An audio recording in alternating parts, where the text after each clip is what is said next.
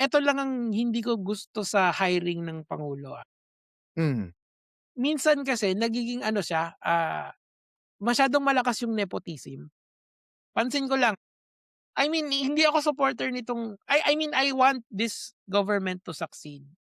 And I admit na hindi ako ano nito, hindi ako supporter nitong gobyerno na 'to. Pero isang criticism talaga na makikita mo dito sa government na 'to is that ang lakas nung nepotism nila. Isang example lang, yung alam mo ba kung bakit natigil yung rally ng mga INC? I think meron akong konting Oo, oo. narinig, yeah. Oo, Sige, sige. pero ang sinabi daw kaya din daw natigil yun, nagkaroon daw ng, deal ang pamunuan kay President Marcos na iuupo nila yung isang, INC na of course these are all rumors.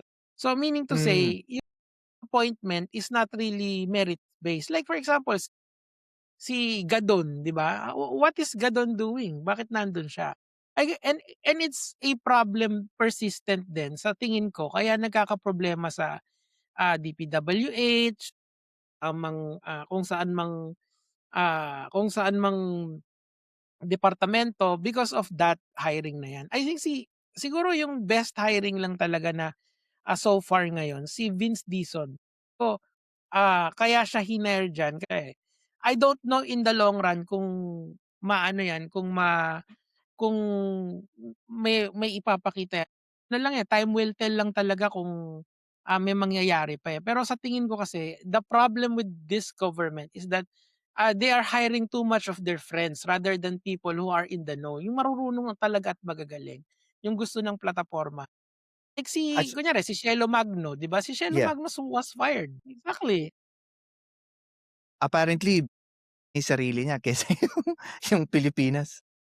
Ako rin naiinis halimbawa kay Remulla, preskon ng preskon, yung mga Oo gano'n ba, nga, yung oh, just do your sobra. job, huliin mo muna, tsaka tayo mag-usap. This is what people is missing out sa content ko. Hindi naman ako Mhm, mabait din sa admin, ayoko lang mapalitan siya just because gusto nung kabila, ayoko yun. Ano, kung gusto niyo, idaan niyo sa proseso pero alam naman nilang lahat yung proseso is already sided sa government kasi sila yung in power, Impeachment is not a judicial process, it's a quasi-judicial process. Siguro 80% of ng nung proseso na yun is politically based, politically correct. motivated.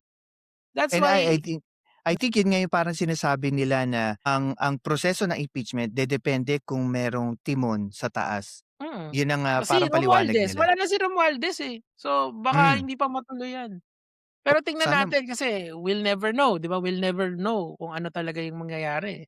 Malay mo, 'di ba, malay mo, biglang biglang matuloy.